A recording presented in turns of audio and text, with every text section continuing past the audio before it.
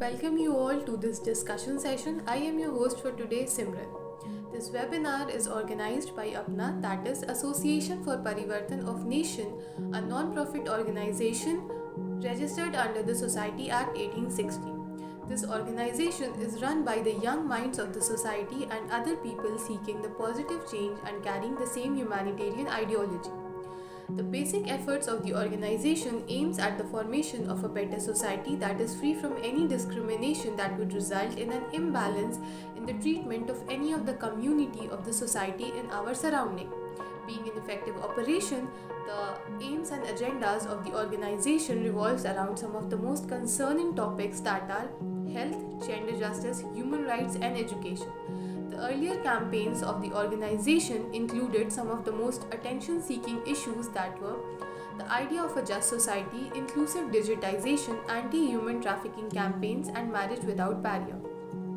The current and the upcoming works of the organization aims at the enrollment of the underprivileged in the private schools under the right to free and compulsory education under Article 21 of the RTE Act. The works of the organization in the previous year towards the society was worth appreciating.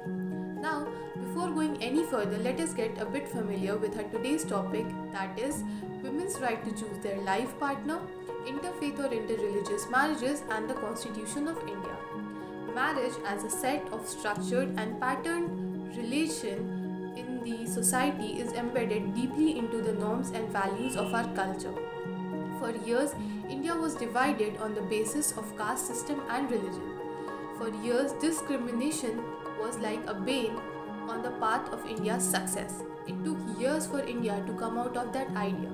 Even today, India is still struggling to get out of this social menace that is created on the basis of discrimination, even though there have been many instances and the proper authorities are given directions to look upon this matter. In a leading case, the Supreme Court of India gave a progressive observation in a case asserting that adults have the right to choose their own life partner. It also stated that it might be seen as a deviation from a society or parents, but it's high time that the society learns and accepts this whole concept of the intercaste and the interreligious marriages. But for this concept to come in true and real senses, not only the modernization of thoughts are necessary, but also the encouragement and the empowerment of the women section of the society to take their own decision in the matter concerning their life partner should also be given more importance. And to know everything related to the topic, to answer our queries and to tell us more about the matter, we have with us Professor Pragya Parijat Singh. She has secured her BBA and LLB degrees from the University of Delhi. She recently completed her LLM from the University of Cambridge. She has been a practicing advocate at the Supreme Court of India as well as a panel counsel for the Union of India.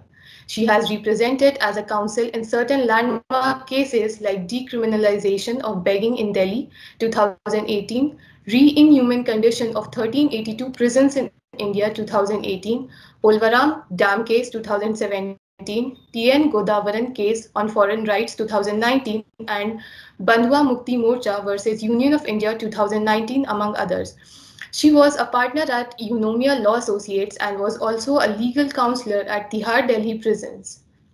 She heads a trust by the name of Vidhi Varayanam Foundation in the Delhi, which aims at increasing legal literacy in the nation. She has been the recipient of MHRD Central Center Scholarship from 2018 to 23, 2018 to 2013, and was recently awarded with the Martlet Award for Personal Achievements by St. Edmund's College, University of Cambridge.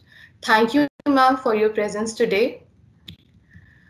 I would now like to start this session with my first question, that is, in a conservative society with moral policing, any law to curb interfaith marriages is an assault on the rights conferred by the Constitution of India to the young men and women. What are your ideas and comments on this?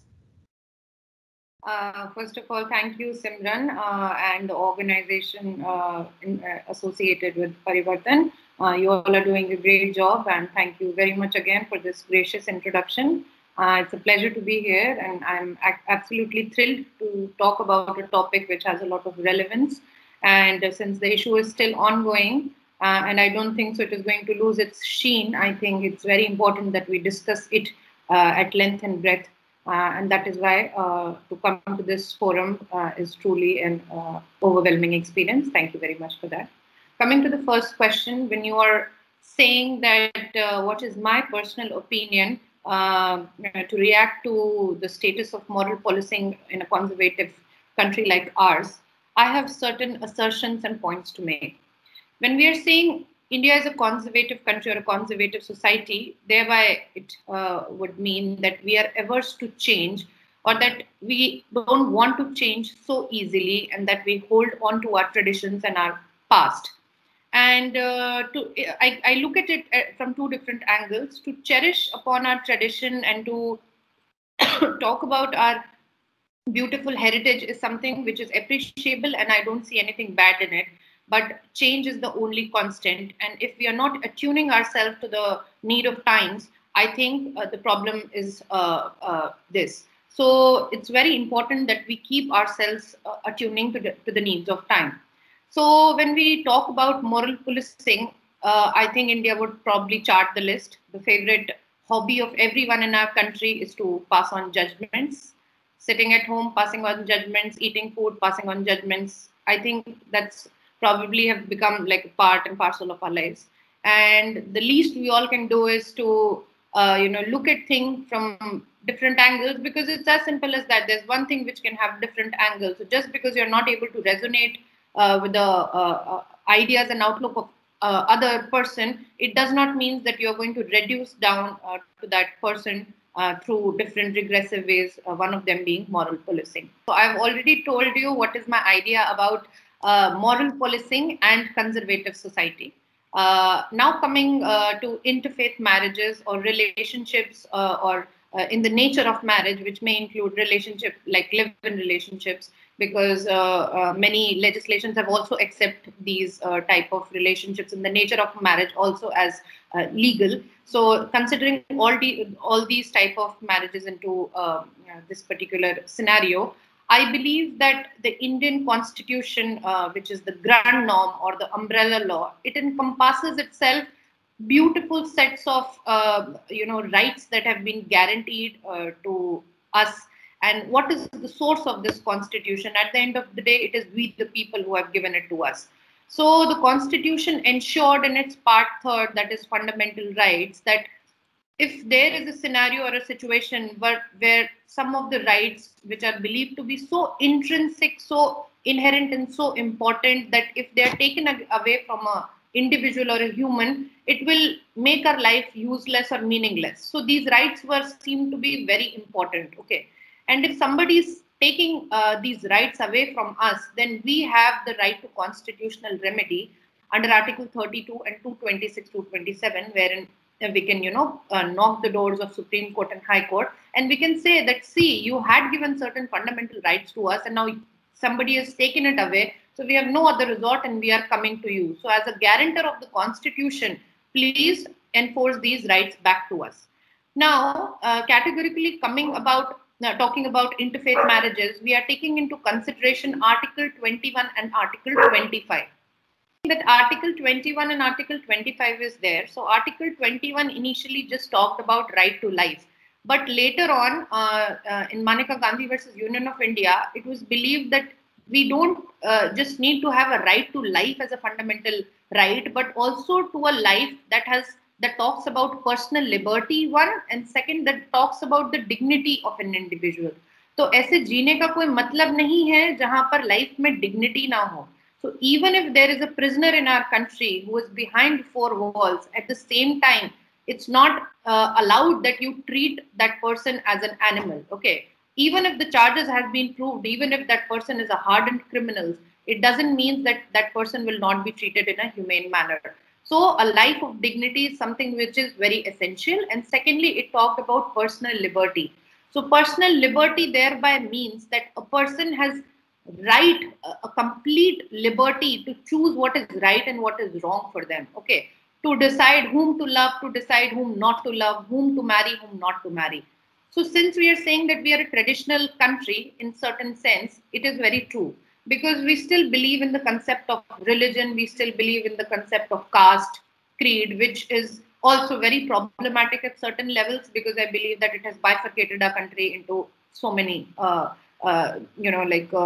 vociferous tendencies. So it would have been really nice if there was nothing of this sort, and the seeds of this religious acrimony was actually sown by the Britishers way back when we were not independent, and we had to bear the brunt of it while the partition took place. And that sense of, I am big, he is big, I am Hindu, he is Muslim. So that is also a problem that has been happening.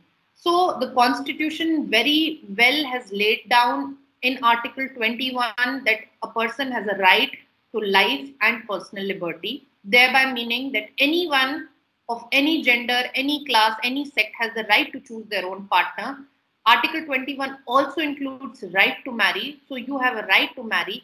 It also tells, then we are talking about Article 25, which says that, until unless there's a caveat to public morality, law, or law and order and public health, any person has the right that, he has the conscience of a religion, and he's entitled to profess, propagate, and promote their particular religion. So Article 21 and Article 25 are very important in today's discussion that we are going to do. But if you're talking about law with me, then the law is amply clear about the fact that despite the fact that we have a very conservative society, in certain sense, their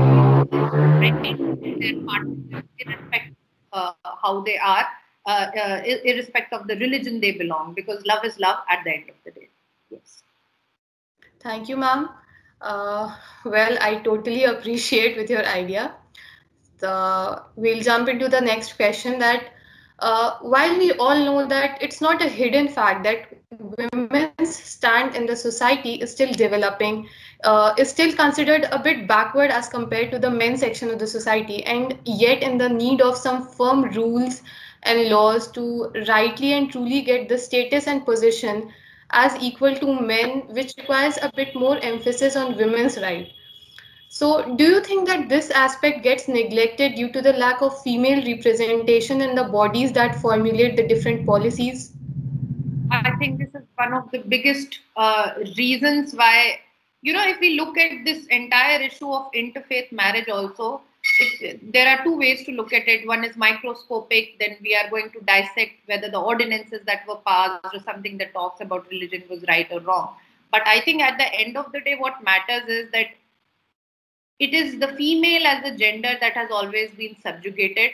Somebody is making laws on our behalf. Somebody is deciding our fate. We do not even have the right to choose our own partner. And, as long as we are not married, we are dependent upon our fathers. And when we go to our husband's family, we take the shape of their family and their issues. So, woman as a gender has always been subjugated and has been marginalized. And if you read international papers, the national papers, and even in the most common sense, everyone knows that the moment any sort of war is there or any international conflict, national conflict is there, women and children and elderly people, they bear the burden the most. So even if it was partition, a lot of women who were in this country or who were in that country, since our countries got bifurcated, had to save themselves so as not to be, raped. They got to married. They got married. They were, most of the times at gunpoint, they were said that either we are going to rape you, or we are going to dump you, or you better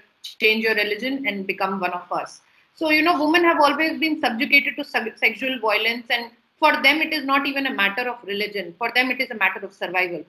And the problem is that we do not have enough say of women at the higher most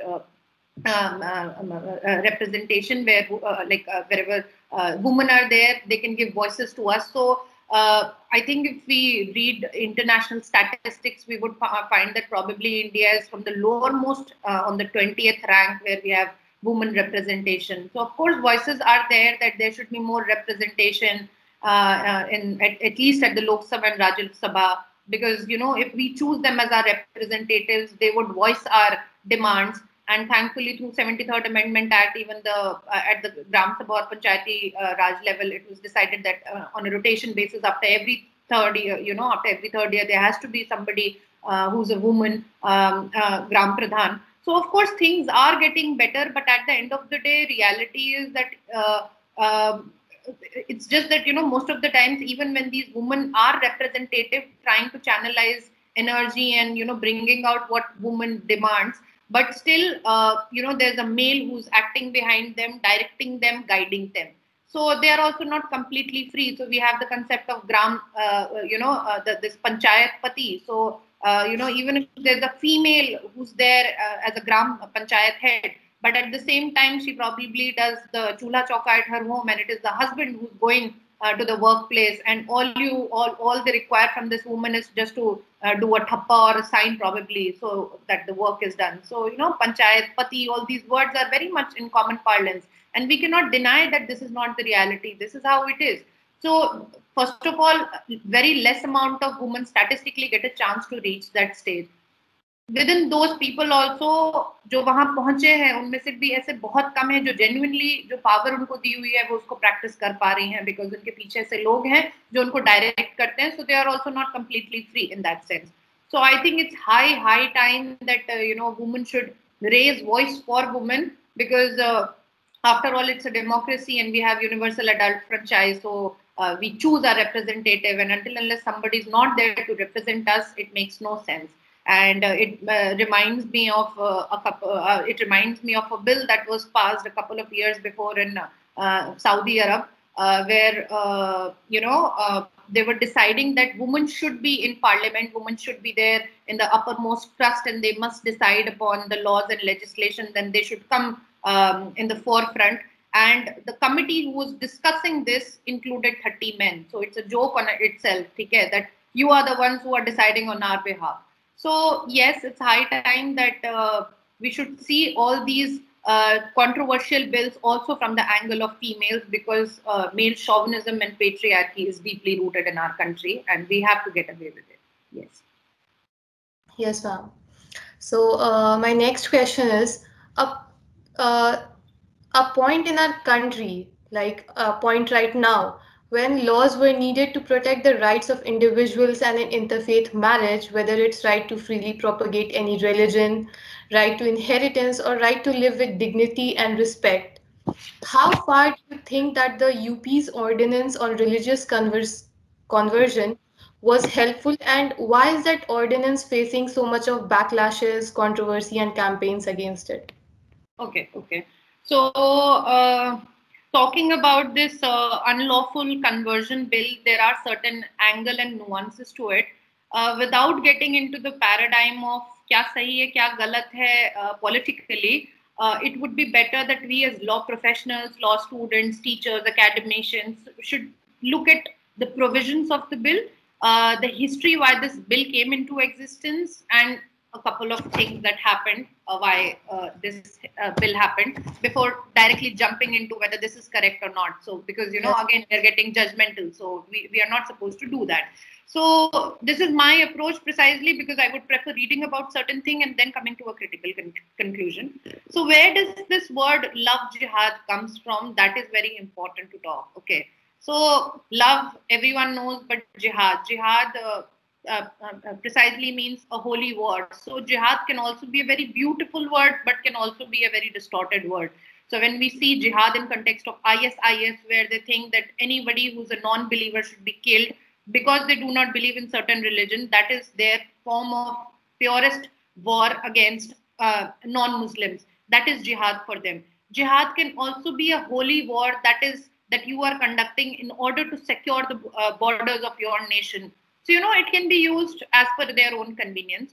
But this word love jihad is recently we've been hearing about it. Otherwise, if we look at in the history, it was way back in the year 1924 that I think there was a bureaucrat in Kanpur, Uttar Pradesh, who tried to marry a woman, and the lady was converted, and there was a couple of And of course, this person was a Muslim. The female was Hindu, and later on, the lady had walked out of marriage, and she said that I was forcefully converted, something like that. And eventually, what happened? There was a lot of broha around that she was forcefully, got into. She was made to get into this trap.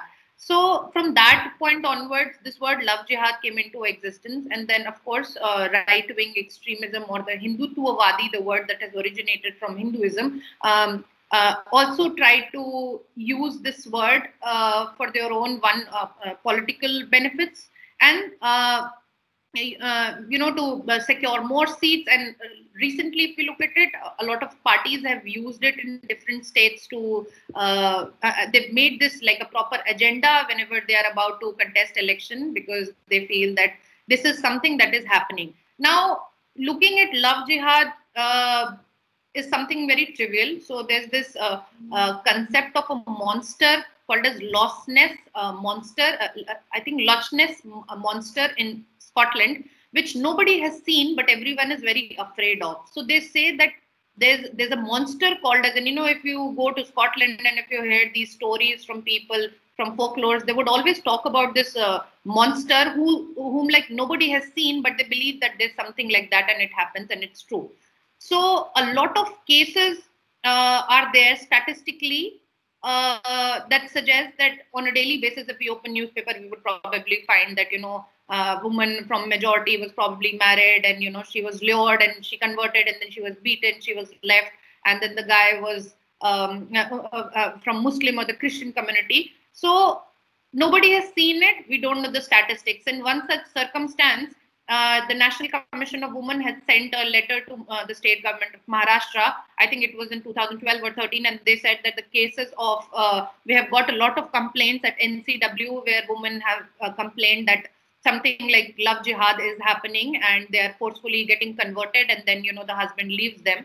So somebody filed an RTI and asked NCW that, do you have a statistics upon the number of the cases that you've received, which are specifically and categorically talking about love jihad? And then NCW had no answer.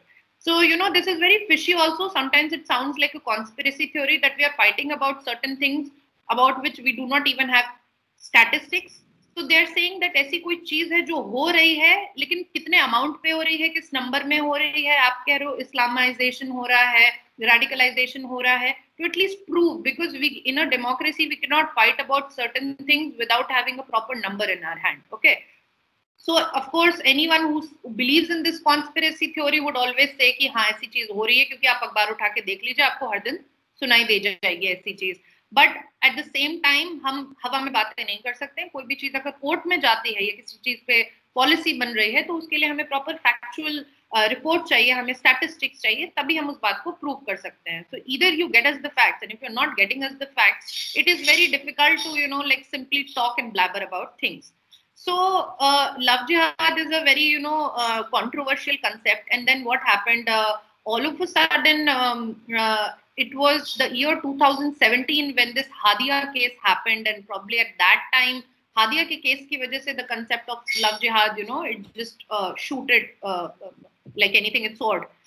So basically the facts of the case was that there was this I think 23-24 years old medico student who was from Kerala, and her name was Akila. She was a Hindu, and she apparently got, so she went missing from her hometown in Kerala, and later on the father of this girl Akila, he filed a FIR against the missing of the daughter, and eventually the girl was found, and she had married to one guy who was Muslim, and the father challenged that there is a radicalization drive that is going on in Kerala at a very rampant stage, and my daughter has become a victim of it. She was brainwashed. So kidnapping is one act which is defined in IPC, that you're taking somebody away, either by enticing or alluring. So he said there was no physical kidnapping, but there was a mental kidnapping of my daughter.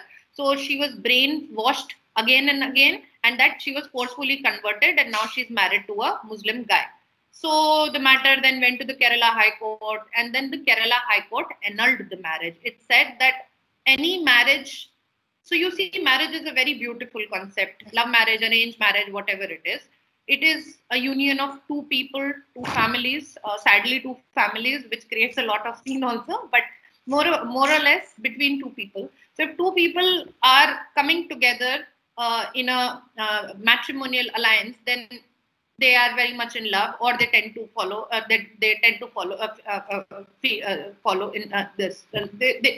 I'm just forgetting the word. So they fall for love eventually. So this is what usually happens. But if there is an angle of allurement because somebody is promising you that I will give you a better life, and then you convert, if you convert, and then I'll make your life beautiful, then it is not correct. Then there is definitely an angle of some sort of maneuvering is involved. So the moment our country is very clear about the fact that if there are marriages which are made on false pretext, or that there are marriages that are done solely for the purpose of conversion, that is not allowed. It was Lily Thomas in the year 2000 that was said that if you are changing your religion because you do not have faith in it, but just because you want to get married, then that is not allowed. It was held to be unconstitutional.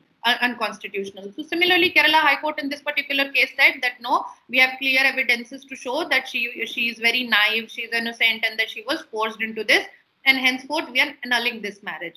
So the husband of this woman, Insia Sheikh, I think it was his name. So this lady, this husband, he moved Supreme Court, and Supreme Court, I think in the year 2018, gave a very liberal interpretation, and he said that no, the marriage cannot be annulled.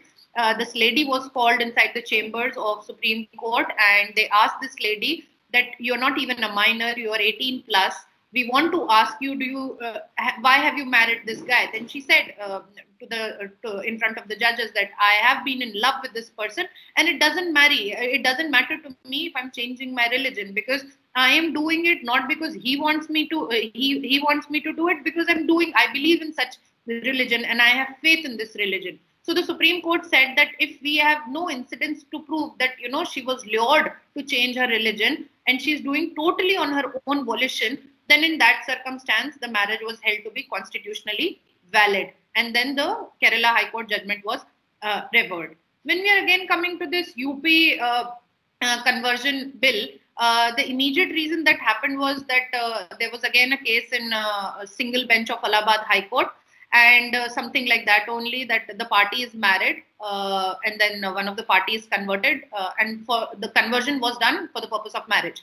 So the single bench of the Allahabad High Court clearly stated that any conversion that you are doing in the name of religion for marriage, that is unconstitutional, and you're not allowed to do so. So this became a triggering point. Of course, the government was also looking for a moment. So they said, okay, fine, let's pass an ordinance. So the governor of the state, of not just UP at that time, but also UP came very much into forefront because we have a right-wing forfeit Yogi ji there, so that's why things highlight very much. But it was actually in 4 states that the bill was passed. It was, I think, in MP, Kerala, Andhra Pradesh, and Madhya Pradesh, I think so. Yeah. So all are BJP's ruled state as of now. So in all these 4 states, this anti-conversion bill was passed. So on the face of it, the law looks very nice because it says that if you are changing your belief just because you want to get married, that is constitutionally not allowed, which very well makes sense. Because if there's love, there's no need to change your religion. Okay, as simple as that. But what is important here is to remember that if somebody wants to change the religion, not because their partner is saying, because they have faith in that religion and they feel that they want to make a shift, then it's totally a matter of internal consciousness, and a person should be allowed to do. So that is why this entire bill is very, controversial, and we'll be talking about the provisions sometime later. Yes. Thank you, ma'am, for telling us more about the other cases. My next question is, how do you think is the scenario of this interfaith or interreligious marriages different in the socio-politically developed states and socio-politically developing states?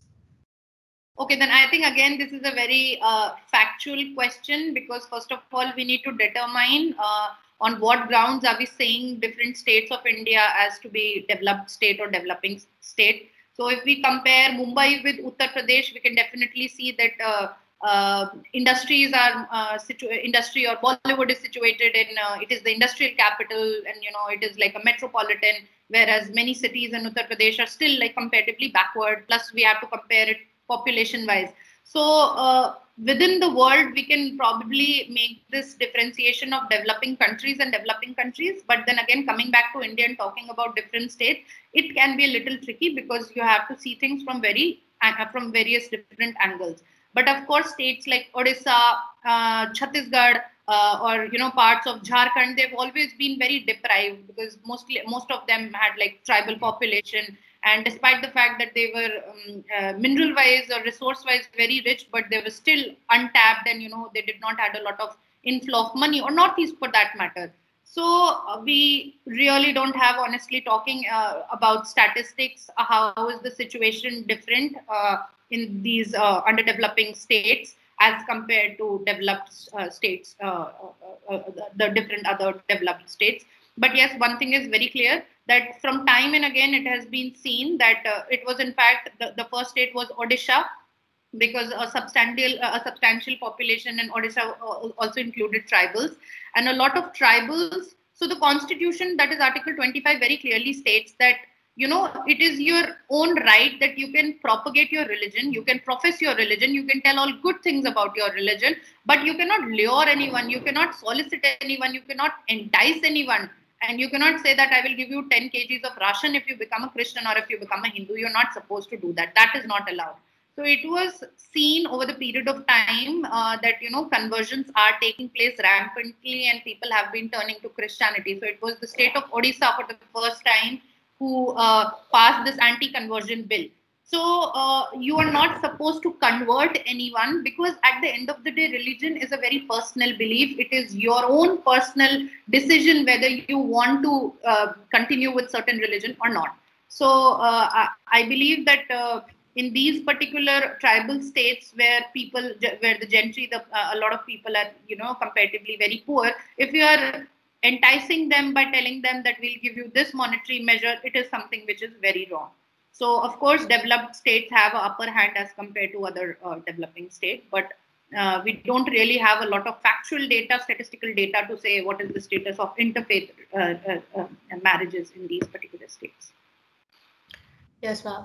So, usually we see that the state governments in India especially do not keep a separate record for the interfaith marriages. But in 2005, the Indian Human Development Survey, organized by the University of Maryland in the US and National Council of Applied Economic Research, noted that 2.21% of all women between age 15 to 49 had married outside their religion. This is not a very significant number, but does it show that there is some influence by the personal laws, or rather the personal laws obstruct personal choices, or does it show that the Special Marriage Act is not facilitating as it should have been?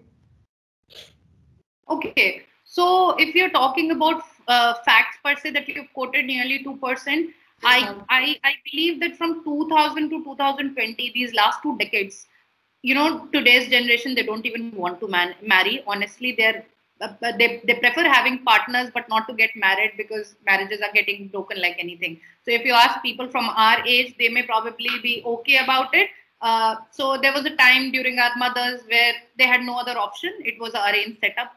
When it came to us, we probably had the right that we could decide upon our partners. But nowadays, if you ask the generation, they probably don't even want to marry. So people have attained education; they're changing over the period of time. But personal laws, I don't think so, have a lot of role to play here. First of all, it is about your own personal choice. So people are moving in the direction where they are moving from getting married through arranged marriage setup to somebody of their own liking and choice. So it is much better to cry with a person who at least knows your habit, rather than being with an absolute stranger. Okay, just because कि आपका एक setup में शादी कर दिया गया है और आपको निभाना है, a lot of people do not believe in that.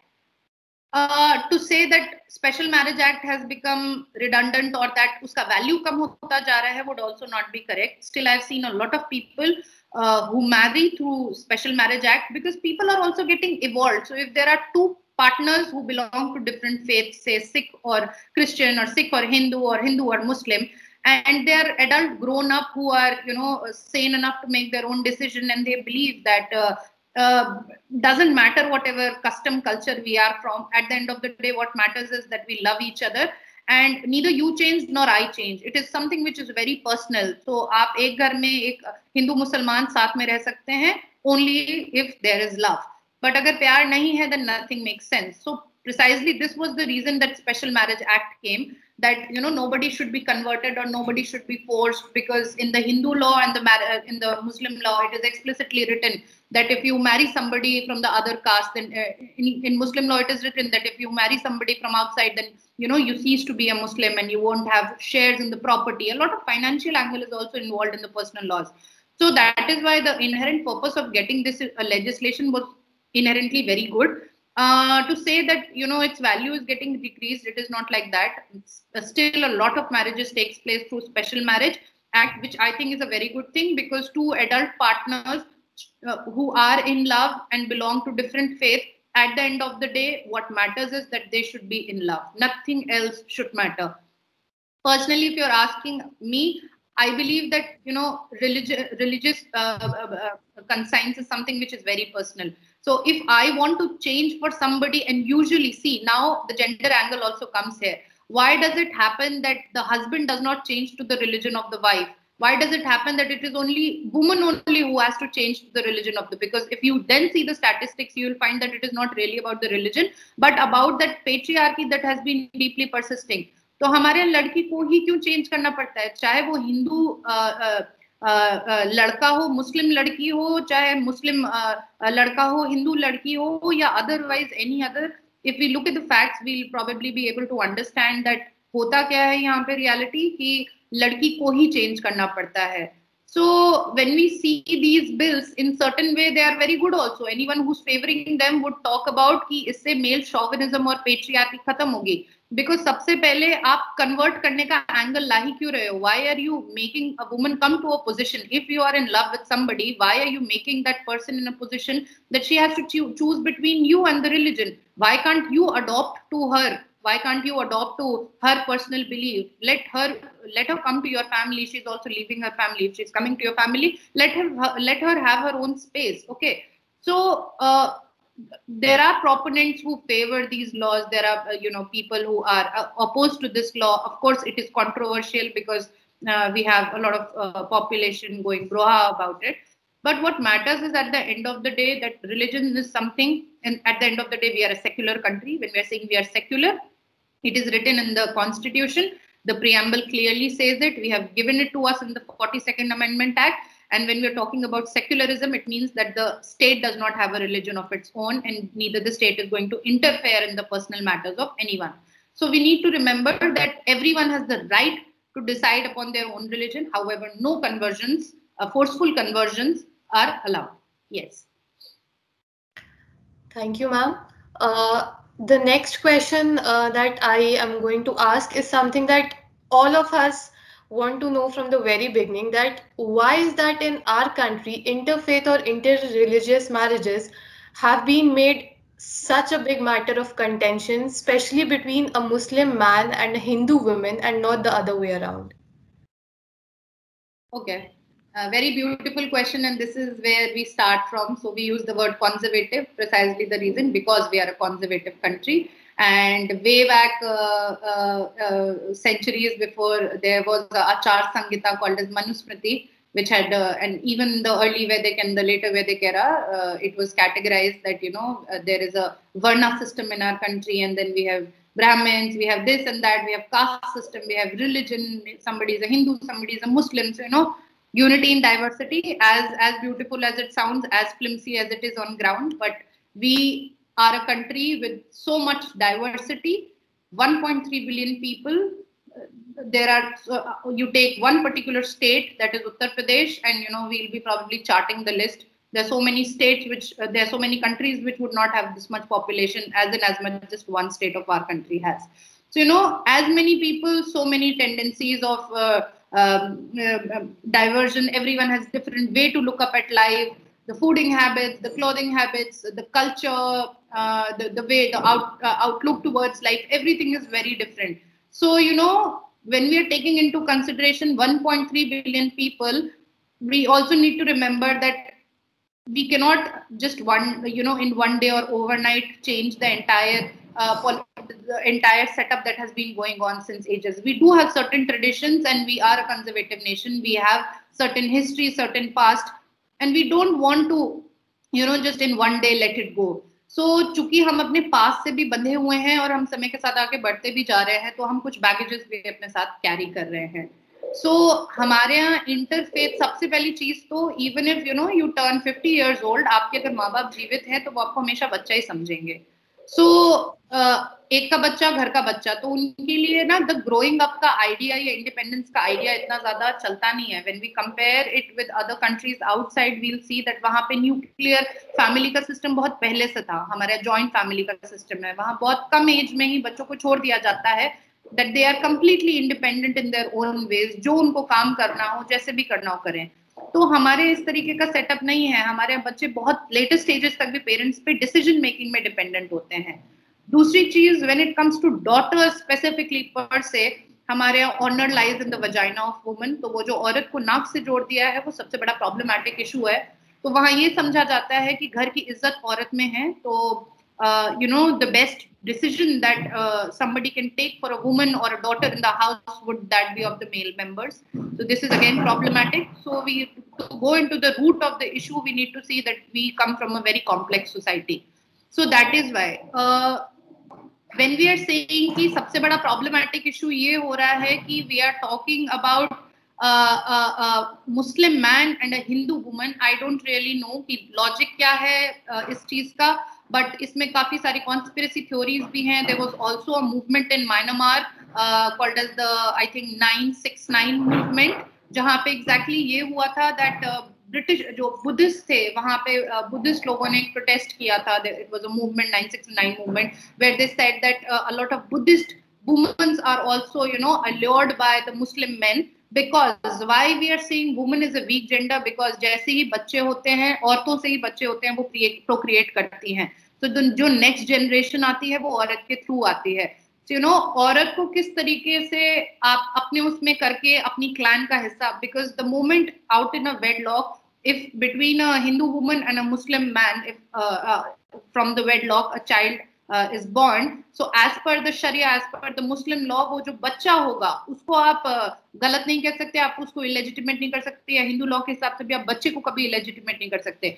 तो वो लॉजिकली पैटर्नल साइड का जो रिलीजन होता है उसको डोमिनेंटली एक्वायर करता है. So we are probably again, so a lot of conspiracy theories are there. They say that they use Hindu women because they want to multiply their population. What is the truth in that? And when they are saying that there's a Hindu man, a man who marries a Muslim woman, it can be otherwise also, but ऐसा होता नहीं है. Because at the end of the day, we need to remember that हमारा country जो है वो, it's a Hindu nation majoritarily. We have 81% Hindus and we have just 13% Muslims in our country. So I don't think so that we have to be afraid of anything like that, first of all.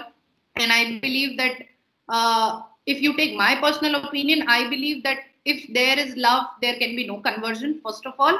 And secondly, if anything of this sort is happening also, then we need to have proper statistics, otherwise हवा में बातें करने का कोई point नहीं है. ठीक है, तो प्रिवेंटिव तौर पे भी I believe that state has no rights to poke their nose in the internal affairs. ये एक औरत का अधिकार है, ये एक आदमी का अधिकार है. इवन इफ उसने अपना कास्ट कन्वर्जन किया, इवन इफ उस आदमी ने उसे मारा, इवन इफ उस आदमी ने उसे छोड़ दिया, whatsoever, she is personally responsible for it. Who are you to act on behalf of that personal individual, especially when you're saying that you're a secular nation? So when you are a secular nation, let people thrive, let them decide about their own destiny and their faith. So you cannot, on our behalf, make rules and regulations. Yes, ma'am. Next is, there have been many cases, but for citing, I'm taking this case that in Lata Singh versus State of UP 2006, it was held by the court that the petitioner was a major and she was free to marry anyone she liked. It was held that the caste system was a curse to the nation and it was dividing the nation into several segments. The court directed the state machinery throughout the country to take appropriate steps and ensure that a boy or a girl which undergoes an intercaste or interreligious marriage is not subjected to violence or harassment. So, how far do you think that the state machinery has worked towards this direction of the court It in has failed. yes, ma'am. It has failed. It has failed. It has not complied with the order given by the court. So, what do you think is mainly the obstruction for this? The state machinery has most of the time done opposite of what the court has demanded or has tried to. The court wanted that specific help from the state machinery. How do you think that the state should have done or responded to that instead of making things more difficult for those people in the interfaith marriages? See, I personally, have through my office, मैंने बहुत interfaith marriages वगैरह करवाई हुई हैं. I know a lot of people, and not just Hindus, but Muslims alike. Okay, and many a times I have people who have absconded from their home and their major, and they have come to me and they've taken shelter and they've said that they want to get married because they're adult, they are completely aware of what they're doing. और उसके बाद and that their relatives are there or the society, because moral policing is so much in our country, and we had no other option but we had to file protection petition in the High Court of Delhi. So I have also personally seen that despite having such good judgments in hand, in a state like Delhi या महाराष्ट्र, जहाँ पे मुझे लगता है कि लोग comparatively बहुत पढ़े लिखे हैं as compared to many other states, यहाँ तक अगर लोगों का एक्सप्लॉयटेशन होता है. So you have no idea when we are talking about a certain village in Jind, जहाँ पे लड़की अगर किसी को पसंद करती है वो भाग जाती है जस्ट बिकॉज कि वो इंसान उनके. When we are talking about interfaith, हम इसमें जो है हम इनको क्यों भूल जाते हैं जहाँ पे जो खाप पंचायत ने जो स्टेट स्पॉन्सर्ड वे में वो करवाई हैं. Everyone has a right to choose their partner just because कि it is sagotri or somebody of your liking जो कि आपके caste culture, आपके caste का नहीं है. If you are sponsoring terrorism, और बहुत local level पे पुलिस वगैरह भी involved होती है, और moral policing एक बहुत बड़ा issue है. So I remember one of the cases, one of my friend, and I would categorically mention that she was a friend and she belonged to a Jat community, and she apparently fled from her hometown, which was a small village in Rajasthan, and she got married to a guy from other caste. And eventually, like we had to file a protection petition in front of the Delhi High Court. And Delhi High Court ने protection allow कर दिया उस lady का, and they said कि इसके relatives जो है इसको harass कर रहे हैं, so एक police officer को appoint किया गया.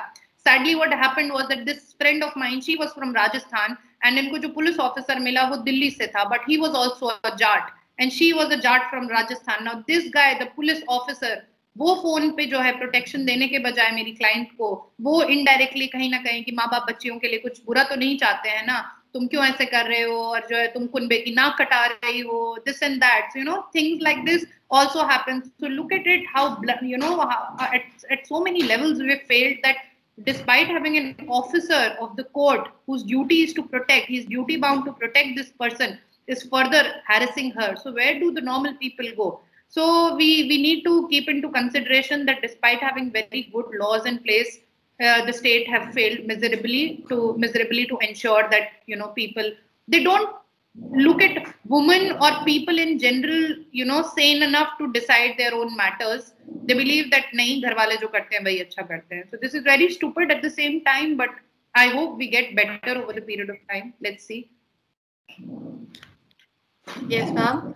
My next question is that earlier the Allahabad High Court and also before that the Delhi High Court affirmed a woman's right to choose her life partner. The Allahabad High Court held that the right to choose a partner, irrespective of religion, is intrinsic to life and personal liberty guaranteed under the fundamental rights. But the courts are not immune to the patriarchy or the social pressure that would have been put upon the women while taking this decision. How do you interpret this whole condition, and what do you think are the steps that are needed to be taken for their beneficial things? So I think सबसे पहले तो exactly यही हुआ था that Allahabad High Court single bench had given this judgment, which was again overturned by a double bench, because the single bench said that any marriage that takes place keeping in mind this thing that they are converting only for the sake of marriage, that should not be allowed. Then a double bench presided and they overturned this decision from Allahabad High Court itself, and they said that no, everyone is sane enough that if they are consenting adults, they have totally their own rights कि वो अपने तरीके से किस तरीके से करना चाहें, ये उनके ऊपर decide करता है. And also we have Supreme Court precedents like that of Hadia case. So keeping into mind that consideration, they said that when it is between Article 25 and Article 21, Article 21 is very important. At the end of the day, everyone has their own rights कि वो किसको choose करते हैं, किसको choose नहीं करते हैं. So what we can do at this point of time is, सबसे पहले जो मुझे लगता है कोई एक central piece of legislation जिसको हमें actually follow करना चाहिए, वो constitution है. बाकी सारी चीजें बाद में आती हैं. जब कैटेगोरिकली कॉन्स्टिट्यूशन में आर्टिकल 21 में और 25 में ये लिखा हुआ है कि आपके पास ये अधिकार है कि आप अपने डिसीजंस खुद ले सकते हैं, आप फ्री हैं, पर्सनल लिबर्टी है आपके पास, अनटिल अनलेस रीजनेबल रिस्ट्रिक्शन में आप नहीं आते हैं कि पब्लिक मोरालिटी या लॉ एंड ऑर्डर या हेल्थ इफेक्ट हो रही है, तब तक आपका फंडामेंटल राइट्स कोई नहीं ले जा सकता है. So I think the problem is not of having a law, because we also have special marriage acts, we have so many laws, but the problem is that different governments that come and they try to change all these things as per their own conveniences. So I don't think so that a religion should be so insecure in itself, be it Hindus, Muslims, Christians or Sikhs, be it minority or majority, that they're so weak and they're so incapable that somebody is just brainwashing them and they get carried away. I don't think so should be so, aapko itna wo. So if a state is saying that I am a secular country, then you should have faith on yourself that you are, of course, going to let all the religion thrive. The moment you feel like, I really appreciate this caste conversion bill of Odisha, because it was clearly seen that a lot of poor people were exploited by giving them, some amount, just because. और भूखे इंसान का कहते हैं ना, कोई धर्म जात नहीं होता है, जिसको खाना जहाँ पे मिलेगा वो खाना जाके खाएगा. So under such a circumstance, आप religion को exploit नहीं कर सकते हैं, religion के नाम पे exploit नहीं कर सकते. But otherwise, I believe यहाँ पे governments should be stable enough कि जो laws आए हैं, they've been good laws, and उनको वो अच्छे से carry out करे. The inherent purpose of a legislation should always be, of course, questioned. In this particular case, जो ordinance pass हुआ है, UP bill, उसकी या तो timing अच्छी नहीं है, पहली चीज. इवन इफ आप जो है ये कह रहे हो कि फोर्सफुल चीजें हो रही हैं, then at least come out with facts और आप इसे प्रॉपर्ली लेजिस्लेचर के थ्रू पास करो. आप ऑर्डिनेंस के थ्रू क्यों पास कर रहे हो? आप 213 या 123 का रिकोर्स ले रहे हो despite the fact that the legislature is presiding. तो आप उस समय आप अपने स्टेट के जो 2 हाउसेज हैं, आप वहां के प्रॉपर चैनल के थ्रू पास करो. तो अगर आप इतनी जल्दीबाजी में कोई चीज पास कर रहे हो, तो कहीं ना कहीं वो आपके कैरेक्टर पे भी एक क्वेश्चन मार्क करती है. So if your purpose is good and if you are not afraid of anything, then let things happen in the usual discourse, okay? And I don't think so that anybody should interfere in the personal belief. जिसको जिससे प्यार है वो उससे शादी करे, as simple as that. Yeah, very well said, ma'am. So my last question to you is that you have been to other countries for your education purpose. So do you think, or have you seen any change of pattern or trend in this whole marriage trend thing, or in the decision making powers in the other countries among the individual? Way too much. Life is very different outside our country, and as I've told you that they believe in individuality of a person, and they, even if it is a 10-year-old child who is saying something, that is not seen just as a child, but a person having some sort of opinion. Okay, so when these people grow, the parents also give them space. हमारे यहाँ भारत में parents को space जैसा concept majoritarily नहीं पता है. हमारे यहाँ ये माना जाता है कि माँ बाप कर रहे हैं तो अच्छा ही करेंगे. So they are there to make decisions on our behalf. Even when we are 25 or 30 years old, it is seen. और अगर आप उनकी बातों को नहीं मान रहे हैं, या if you're doing certain thing in your own manner, in your own fashion, then it is generally regarded as कि आप अपने parents का जो है वो कर रहे हैं, आप उनको disregard कर रहे हैं. So बाहर के system बहुत ही different है. People are absolutely open. They have explored their sexuality. they're heterosexual, they're bisexual, they do things the way they want, they have the right to choose. I mean, if I go them and I discuss and tell it to them that हमारे तो ये भी आजादी नहीं है कि हम जो है love marriage करें, तो they would probably laugh at it, but they would not understand that we come from a very complex, conservative country, which is a fairly young democracy. So the status of affairs in our country, and we are, you know, like still light years behind these Western nations. I'm not saying कि हम गलत हैं या हर चीज में गलत हैं, but I still believe it is nice that we also have certain tradition and we follow that tradition. But at the same time, it is equally very important कि हम जो है समय के साथ बदलाव लाएं, क्योंकि अगर हम समय के साथ बदलाव नहीं ला रहे हैं तो जो रखा पानी होता है वो भी सड़ने लगता है. तो you know, constant होना जरूरी नहीं है. We have to attune ourselves to the changes of time. So my only learning from outside was that at the end of the day, it is my life, it is my decision.